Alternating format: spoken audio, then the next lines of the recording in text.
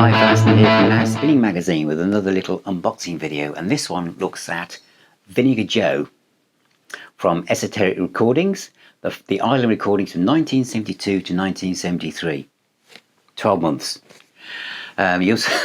which wasn't very long, was it? But they still managed to do three albums. This is a wonderful box set. I shall go through it as I talk to keep the video to a sensible length, which I'm trying to do now. And they were kind of back in the early 70s. I think I've said this before, quite a few bands were probably ahead of their time, or the marketplace was so crowded, or there wasn't enough media. There's no internet for a lot of these bands to find air to breathe, that a lot of kids who hadn't got that much money could only experiment with so much stuff. And so, while I was listening to, Purple, Zeppelin, Sabbath, Wishbone Ash, Yes, Genesis, I hadn't got room to take a chance on a band like Vinegar Joe. I didn't know anything about them really. I think I might have seen them on Over Whistle Test, but the fact they got the, young Elkie Brooks on vocals and Robert Palmer on vocals as well, they were a good band. They really were. They made 3 albums, and the first one, which is this one, with the plasticine up the front, just called Vinegar Joe. Now, this shows what the 70s was like. The reason why that cover was done, according to the booklet, was because the record label felt they weren't attractive enough and it might put people off buying the album. So they made them into plasticine models to see if that improved things. I mean, there's some really, really good songs on this. Some of it sounds like a typical kind of pub rock and roll stuff, but there are some really great songs. And Elkie Brooks is a great rock singer. And the one after that, which is called Rock and Roll Gypsies, which has some great live photos on it. And it comes in a little mini gatefold sleeve. This is their Rolling Stones, Allman Brothers period. Some great slide guitar. It sounds a lot like the Rolling Stones to me, and it's really, really good. But the third one, which is called 6 Star General, is my favourite. By this time, they'd really gelled as a band. Again, it's a little gatefold sleeve, and this is to me their best album.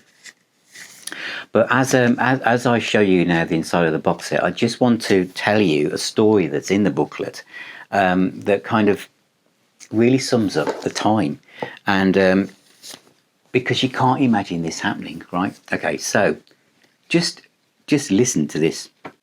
Back in the early 70s, being no internet, only been a few music papers, getting headlines for not a brand new rock band, but a band literally, as it says, 1972 to 73, a year. This is a band that's playing in America. They're driving to a gig, they're sleeping, they're driving to a gig, they're doing the gig, they're sleeping. They're absolutely knackered. And, the record company's saying, there must be some way of getting a bit of extra press for them. And somebody comes up with an idea. And the idea is that Elkie Brooks gets mugged. And she gets some press from the fact she ends up in hospital, and she ends up in all the daily newspapers. And someone actually thought this was a good idea. And it says the whole incident was staged, says Elkie. And the idea was she'd be mugged on her way home to her flat in Fulham. And the crime would be committed in an alleyway which she brought through Putney Bridge tube station to the New King's Road. And luckily, one of the members of the band knew some interesting people from South London, so they found an ex-boxer who could play the role of the mugger. She was scared stiff about what would happen, and she was supposed to have her coat ripped and her credit card stolen and maybe hit in the face, but in a way that didn't damage her too much. And it may be a strange thing to say, but the mugger apparently was a nice guy. And so he wore a leather glove, and when he hit her, he would make sure that her face wasn't badly marked, and he told her to exhale, breathe out, as he punched her, because apparently that would make the punch less severe. And he did hit her enough so that she did go to hospital, and she ended up with bruises on her face, and she had to change all her credit cards because he ran off with them.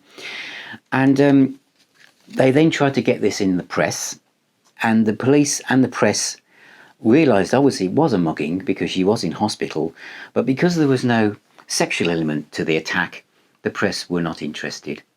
So she went through all of that, and they still got no press out of it. That is just an amazing story from the early days of rock and roll, isn't it? It really is. So that's all in this booklet. So it's an interesting period. But I think I've mentioned reviewing this box set for a while, and the reason I haven't got round to it is that each time I've played it, I've realised how much I liked the band.